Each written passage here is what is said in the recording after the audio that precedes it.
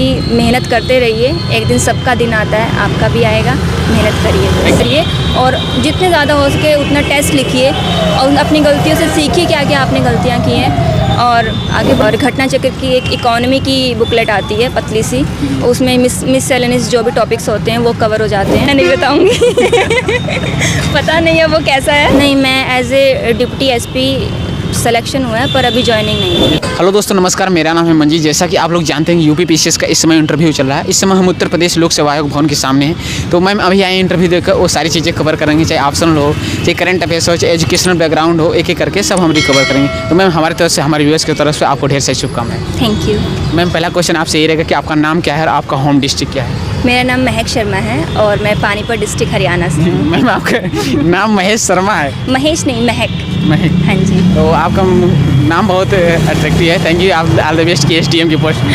Thank you. तो ma'am आपका education background और ऑप्शनल क्या रहा? मैंने BSc general science, MSc chemistry, BEd और ऑप्शनल में मेरा ज्योग्राफी है। Optional geography. मीडियम क्या रहा मैम? English medium. कौन सा ma'am? English medium. English medium. तो मैम आपका जो इंटरव्यू रहा किस बोर्ड में रहा? सविता मैम के बोर्ड। अप्रॉक्सीमेट कितने समय तक चला आपका इंटरव्यू? 20 से 25 मिनट के लिए चला। पहला क्वेश्चन इंटरव्यू में प्रेस करने के बाद क्या रहा और किस सेगमेंट से था? पहला क्वेश्चन उन्होंने सबसे पहले मेरे ऑप्शन से पूछा था। नाइल रिवर के बारे में पूछा था उन्होंने कि नाइल रिवर को क्यों वरदान माना जाता है, और केन जो बेतवा रिवर लिंक प्रोजेक्ट है वहाँ से क्वेश्चन आया था। और उसके अलावा फिर उन्होंने कौन कौन सी क्वालिटीज़ होती हैं एज ए सिविल सर्वेंट और हम आपको क्यों चूज़ करें। और उसके अलावा केमिस्ट्री से कुछ क्वेश्चन थे, जैसे कि ग्रीन हाइड्रोजन क्या होता है या फिर ग्रीन जॉब्स क्या होती हैं। इसके अलावा जैसे कि सैनिटाइज़र में कौन कौन से केमिकल्स होते हैं, कैसे वो वर्क करता है, सोप कैसे वर्क करता है, इस तरह के क्वेश्चन पूछे गए। करंट में कोई पोस्टेड हैं आप?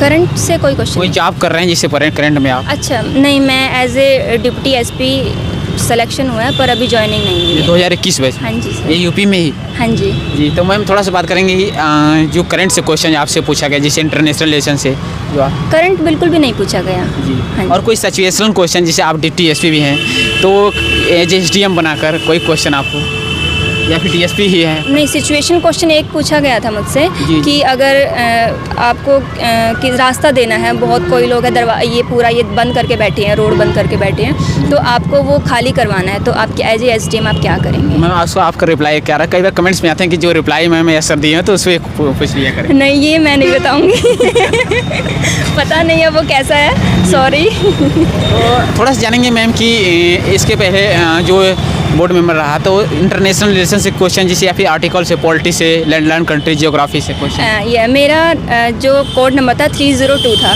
तो उन्होंने पूछा कि बहुत डेंजरस नंबर है आपका, क्या बताइए। तो ये आईपीसी के सेक्शन 302 के अकॉर्डिंग मर्डर में आता है जी। तो वही पूछा था कि किस चीज़ से रिलेटेड है ये। और आप गर्ल्स कैंडिडेट हैं तो और कोई जिसे वुमेन एम्पावरमेंट से क्वेश्चन या सोशल इशू कोई?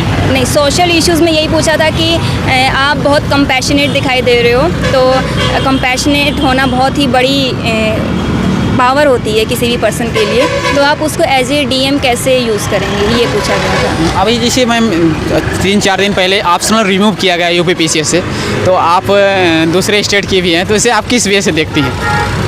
नहीं, बहुत बच्चों के लिए बहुत अच्छा है, क्योंकि उनको ह्यूमैनिटी के लिए खासकर बहुत अच्छा है, क्योंकि उनका मेहनत कर रहे थे वो लोग, लेकिन सिलेक्शन नहीं हो रहा था, अच्छे मार्क्स नहीं आ रहे थे, तो उनके लिए बहुत अच्छा है। लेकिन मैं अपने पॉइंट ऑफ व्यू से बोलूँ तो मेरे लिए तो अभी अच्छा हुआ कि मेरा सिलेक्शन हो गया, क्योंकि मैंने तो बहुत पढ़ा था ऑप्शनल।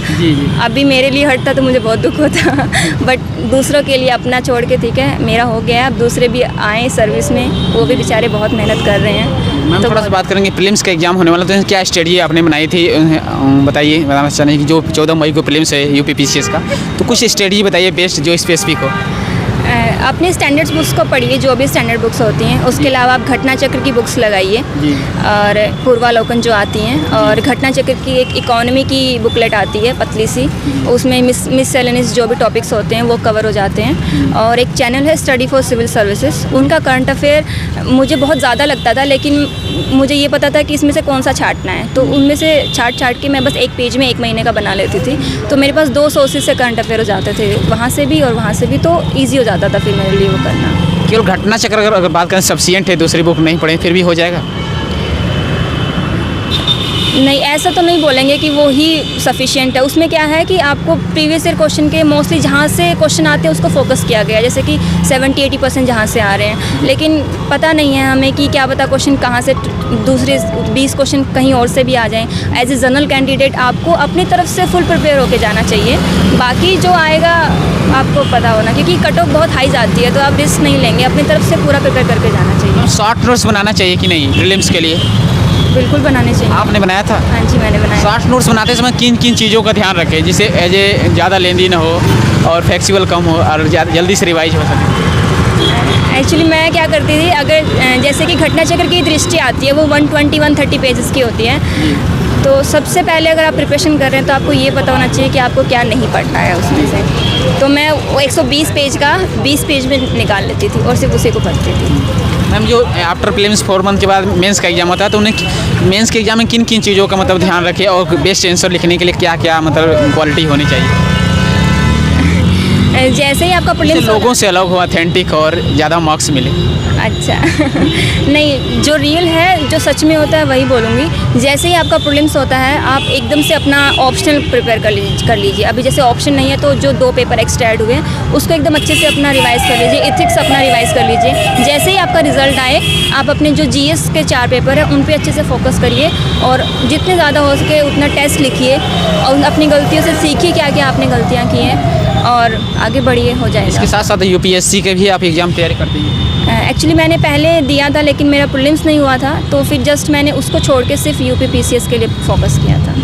क्या मैम जैसे दोनों एक साथ लेकर चला जा सकता है या फिर कोई एक पहले, इस पर क्या आपका एक्चुअली मुझे मेंस में तो लगता है कि बहुत ज़्यादा सिमिलैरिटीज़ थी जब ऑप्शनल था UPPCS में, लेकिन प्रीलिम्स की जो अप्रोच है वो एकदम डिफ़िकल्ट है। जो UPSC है वो एनालिटिकल क्वेश्चन ज़्यादा पूछता है और जो UPPCS में क्या होता है मोस्टली फैक्ट बेस्ड क्वेश्चन पूछे जाते हैं। एनालिटिकल होते हैं लेकिन इतना ज़्यादा एरिया नहीं बोल सकते उसको, लेकिन आपको फैक्ट्स पे ज़्यादा ध्यान देना पड़ेगा। एक लास्ट क्वेश्चन है कि कोई भी जो स्टूडेंट तैयारी कर रहे हैं उन्हें कोई मोटिवेशन के तौर पर आप क्या सजेशन देना चाहती है, या फिर पोएम हो, पोएट्री है, इंस्पिरेशन लाइन है, कुछ भी बोलना चाहेंगे? नहीं, बस मैं यही बोलूँगी कि मेहनत करते रहिए, एक दिन सबका दिन आता है, आपका भी आएगा, मेहनत करिए। Thank you ma'am, all the best कि इस बार STM की पोस्ट मिले आप। Thank you.